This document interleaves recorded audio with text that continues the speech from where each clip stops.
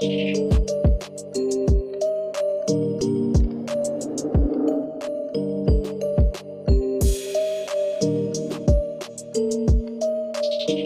everyone to the next episode of Me and My Motor, presented by MOTORMIA. We're super excited today to continue our journey in telling the story of not just awesome cars, but amazing people who join us and talk about the journey behind their car. Today I'm super excited to have Yannis with us. I'm French, actually, born and raised. Okay. I'm from Bordeaux specifically, and then I lived in Toulouse for a little bit. Then we moved to New York. For 4 years, I lived there. Then after that, I went to Geneva in Switzerland for college, after high school. And then after Geneva and Switzerland, I went here to join my parents over here. We got the green card, thankfully. And since I've been here for 2.5 years. And I've been loving it here. And It's a big change from Bordeaux, Geneva. Very big change. What brought your parents here? To New York, it was expatriate. My stepmom works in the medical, and so we were expatriate because of her job. Mm-hmm. But Scottsdale, it was they were tired of the cold of New York, so they wanted someone warm and at the time cheaper.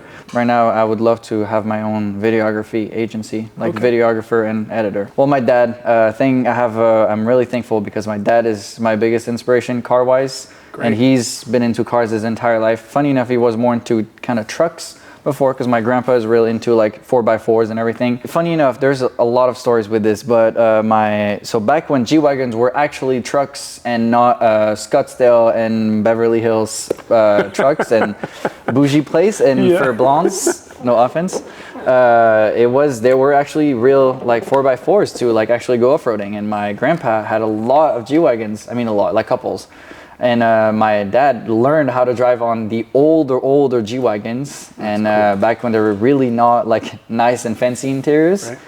And there's a couple stories, my grandpa actually drowned one in a lake. He drowned a whole G-Wagon in a lake. Then when I was a child in France, I remember it was in a Peugeot 307, a blue one. It was back in I think Arcachon or something, around the beach. He would put me on his knees, and I would drive with him. I would hold the steering wheel, and he would do the because manual. We had a lot of manual cars. Yeah.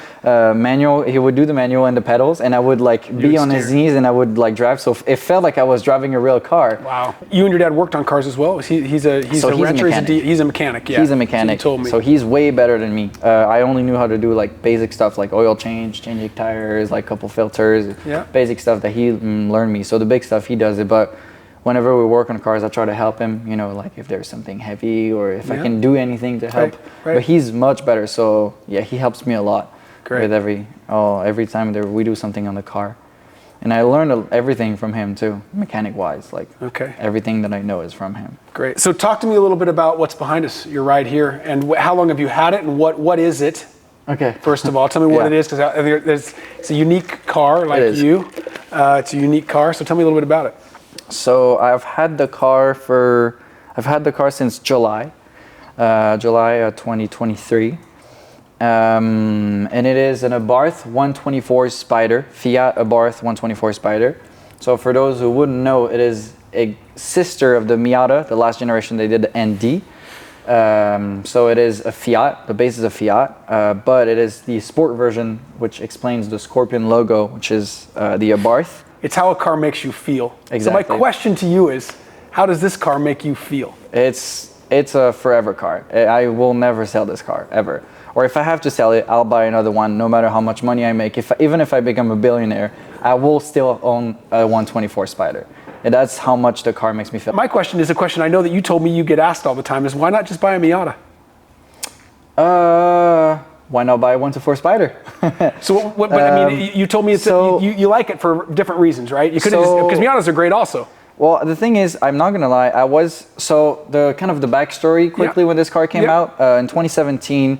So for those who don't know, this is literally an ND chassis, exact same chassis, exact same interior. It is an NC transmission in it, and what differs from a Miata is gonna be the engines and the look. That's pretty much it. Right away, when both cars came out, people were like, why? Like, why does the even 124 exist? Because the Miata is here. It's going to destroy the competition. Right. Abarth went and came and fixed the problem. Brembo brakes, Bilstein shock, Bilstein suspensions, better exhaust, and they made it look more aggressive, just better.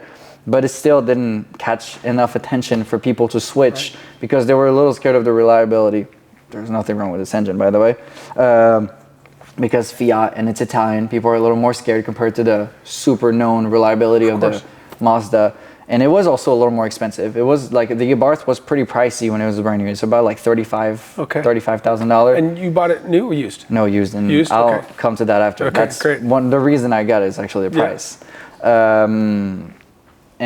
So people were still not attracted to it because it was too expensive and they were just too scared of it. So that's why it failed completely. And that's why people didn't buy it. And I'm not gonna lie, kind of in the side of those people before I had one. I didn't really understand why people would get this one. I was like, well, you can get a Miata for cheaper and everything, more reliable. It doesn't make sense. But the story behind it is that, you know Copart? No. Or no?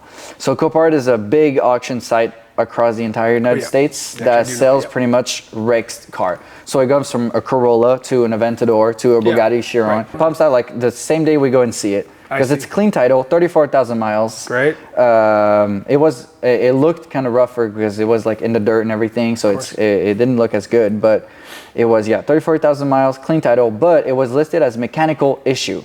So we're like, honestly, let's just go and see it. Yeah, what does that even mean? Because it could be anything. Well, we can't find anything wrong with the car. We're like, let's bid on it. Let's see. It looks fun. It looks cool. We bid at 7,000. We get accepted. And this is, when you say we, this is you and your dad? Yeah, me and my dad. Yeah, so you guys are partnering up on this thing. Actually, the only thing we had to change was the battery. That's it. That's it. The car, I've been traveling more than 10,000 miles since I had it, and not a single issue. Not a single one. Only oil change and a couple modifications.